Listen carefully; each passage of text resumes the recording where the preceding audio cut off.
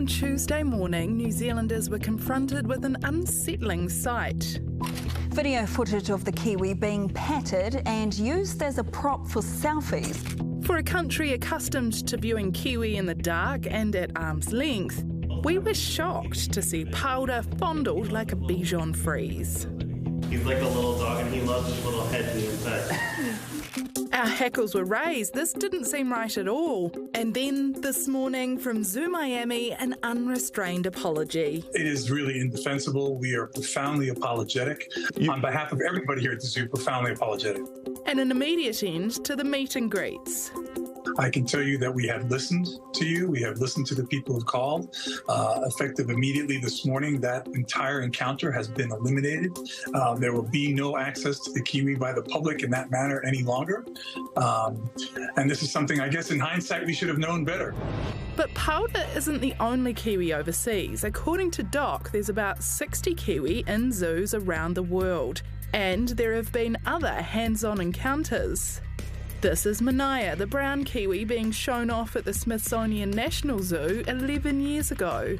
There's a personality that comes out. He just came out and was like this from the get-go. People obviously don't understand, like with the Kiwi, they're very sensitive when they feel in touch.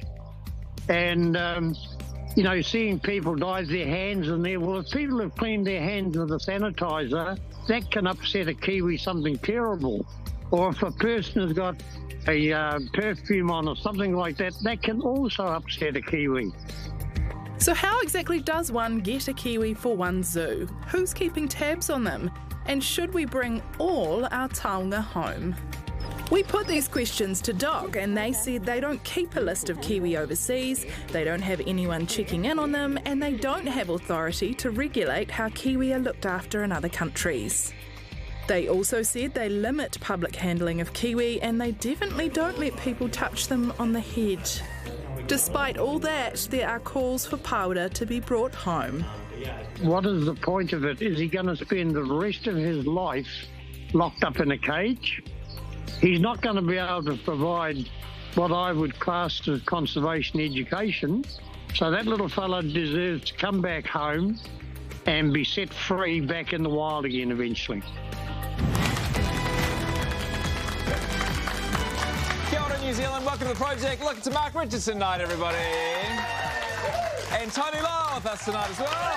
Yes, hello. And when I first heard that story, I have to say my first thought, I was surprised that people were so upset because I was like, people being like, oh, I can't believe they're treating this bird so poorly as they like tuck in to their second McChicken bird. It seems odd, but the more I thought about it... Kiwi is different to a chicken. I know, the more I thought about it, I was like, you know what, I'm actually wrong, I'll change the way I'm thinking, like it is a taonga and we should be looking after them. And the more seeing that footage especially, you're like, oh, that ain't right. I think that's it. When I heard this, because I've been away this week, and I was like, why is everyone making all this fuss over this Kiwi? But it's the pictures of people... Like, yeah, it's the visceral kind of feeling you get when you look at those pictures, especially when we'll probably never see, let alone touch. So think of if you sent something that you own that was important to you and you sent it to some other people to borrow and then you saw some vision of them sort of breaking it, you wouldn't be very happy, would you? No.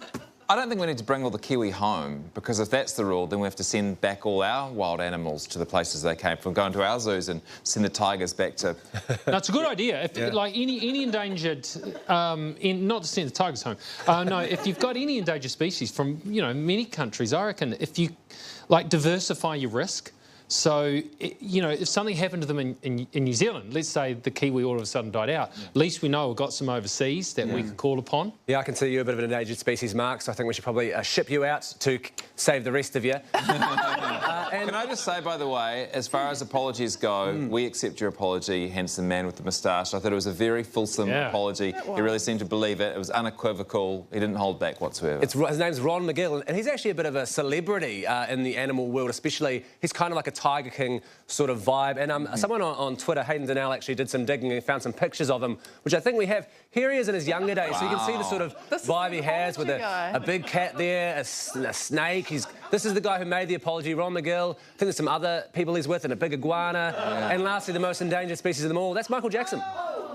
Now that is a tempered reaction from the audience. I've never heard that in all my time. I was just hard to know what to think, isn't it? There's a lot going on. Anyway, Paora, thoughts and prayers for you, my little Kiwi friend. I genuinely hope that he is feeling a bit better now.